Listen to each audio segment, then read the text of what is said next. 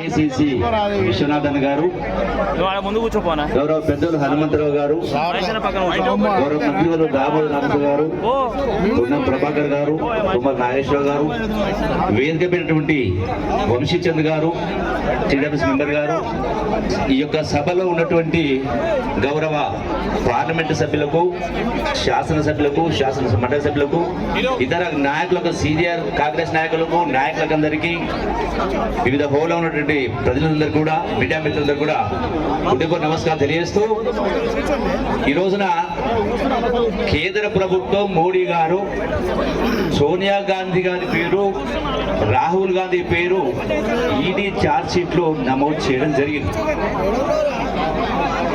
ప్రతి చర్య వెనుక ఒక కారణం అంటూ ఉంటుంది. ఈ రోజున వీరిద్దరి గాంధీ కుటుంబ నాయకులు, కాంగ్రెస్ పార్టీ నాయకుల పేర్లు చేర్చినటువంటి ప్రధాన ఉద్దేశం, మొన్న జరిగినటువంటి పార్లమెంట్ ఎన్నికల్లో 2023లో అతి తక్కువ సీట్లతోటి, కేవలం 20 సీట్లతోటి కాంగ్రెస్ పార్టీ అధికారానికి రాలేకపోయింది.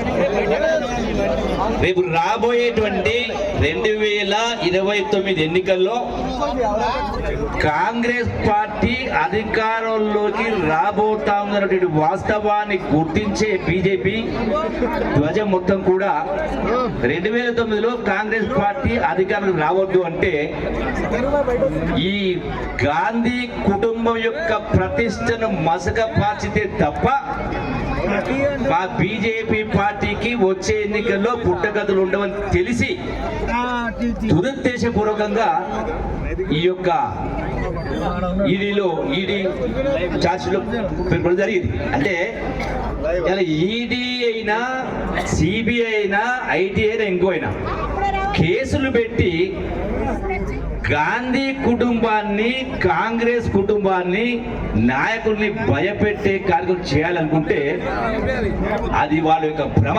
ఎందుకంటే తెలిసి కూడా అసలు మోతీలాల్ నెహ్రూ గారు స్వాతంత్ర సందర్భంలో, స్వాతంత్రం కోసం యావత్ ఆస్తిని మొత్తాన్ని కూడా సమాజానికి దారాదాతం చేసిన వ్యక్తి మోతీలాల్ నెహ్రూ. ఇందులో పెద్దలు పిసి చెప్పినట్టుగా మోతీలాల్ నెహ్రూ గారు కూడా 9 సంవత్సరాలు జైల్లో ఉండి జాతి విముక్తి కోసం యావత్ జీవితాన్ని దారదర్శిన వ్యక్తి.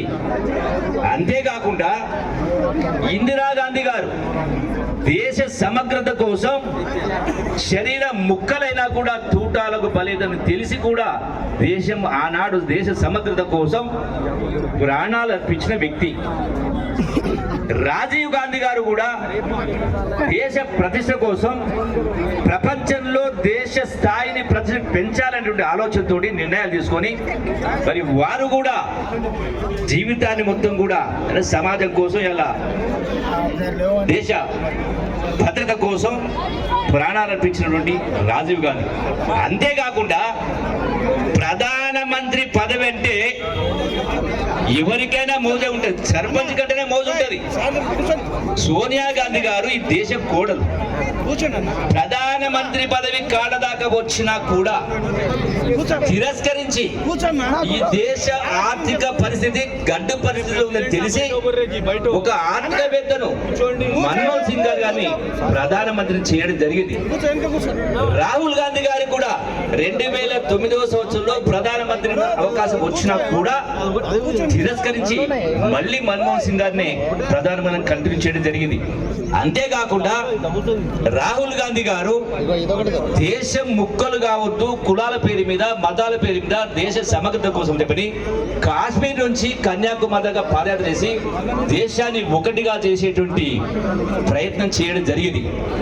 ఈ మధ్య కాలంలో రాహుల్ గాంధీ గారు సమాజంలో ఉన్నటువంటి కులాల దామాషా పద్ధతిలో ఉద్యోగాలైనా, చదువులైనా వాళ్ళ హక్కు కులగణన చేపట్టాలని చెప్పని నినదించి ఇలా తెలంగాణ రాష్ట్రంలో ఏ విధంగా అయితే కులగణన చేయడం జరిగిందో అదే పద్ధతిలో ప్రధానమంత్రిని మోడీని హెచ్చరిస్తూ దమ్ము ధైర్యం ఉంటే భారతదేశం మొత్తంలో కూడా ఈ కులగణన చేపట్టి బీసీలైన అన్ని కులాల వాళ్ళు కూడా వాళ్ళ జనాభా నిష్పత్తి ప్రకారం వాళ్లకు రిజర్వేషన్ హక్కు కల్పించాలని నినదించడం జరిగింది.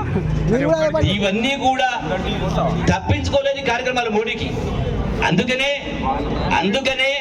ఈ కుటుంబం యొక్క ప్రతిష్టను దిగజార్చితే ఈడీలో సిబిఐలో పెట్టి భయపెడతారంటే ప్రాణత్యాగం చేసినోళ్ళు, యావత్ ఆస్తిని దారాదత్తం చేసిన వాళ్ళు, సంవత్సరాల కొద్ది జైల్లో ఉన్నవాళ్ళు ఇవాళ గాంధీ కుటుంబాన్ని మీ తరం అవుతుందా వాళ్ళ ప్రతిష్ట మార్చడానికి, పరిస్థితి దిగడానికి? మోడీ ఇటువంటి 100 మోడీలు వచ్చినా, మోడీ ధ్వజం వచ్చినా ఈ రోజున మీరు ఏమీ చేయలేరు అనేది సుస్పష్టం. అందుకనే ఇలా ఈడీ గురించి మాట్లాడుతూ ఉన్నారు. నేను అడుగుతా ఉన్నా ఈరోజు, మరి గతంలో మీరు ఈడీ కేసులు పెట్టిండ్రు, సుబేంద్ర అధికారులు ఏమైంది, అజిత్ పవార్ ఏమైంది, హిమంత్ బిశ్వాస్ ఏమైంది, అశోక్ చవాన్ ఏమైంది, ప్రఫుల్ పటేల్ ఏమైంది? ఇట్లా ఎందరి మీదనో కేవలం లొంగ తీసుకోవాలని రాజకీయ కారణాలతోటి, రాజకీయ లబ్ధి కోసం వ్యవస్థల్ని వాడుతా ఉన్నారు, వ్యవస్థల్ని ధ్వంసం చేస్తా ఉన్నారు. అందుకే ఈ రోజున కాంగ్రెస్ పార్టీ, ఇందిరా కుటుంబమైనా, గాంధీ కుటుంబమైనా, కాంగ్రెస్ నాయకులైనా, కార్యకర్తలైనా ఒక్క తాటి పైన సమస్య వచ్చినప్పుడు ఖచ్చితంగా ప్రతిఘటిస్తారు. మీ నుంచి కాదు ఏమీ చేయలేరు.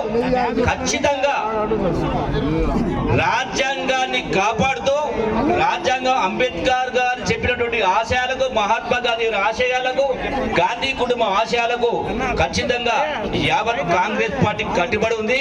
ఇటువంటి ఎన్ని బెదిరింపులు చేసినా లొంగే ప్రసక్తి లేదని చెప్పని నిర్ద్వందంగా ఈ యొక్క కేంద్ర ప్రభుత్వాన్ని ఖండిస్తూ, మోదీ గారి యొక్క చర్యలు ఖండిస్తూ ఖచ్చితంగా పోరాటం చేస్తాం. యావత్ కోట్లాది మంది ప్రజలు ఇందిర కుటుంబం, రాహుల్ కుటుంబం, సోనియా కుటుంబానికి అండగా ఉంటామని చెప్పని మరొకసారి మనవి చేసుకుంటూ సెలవు తీసుకుంటున్నాం. జై హింద్, జై కాంగ్రెస్, జై కాంగ్రెస్.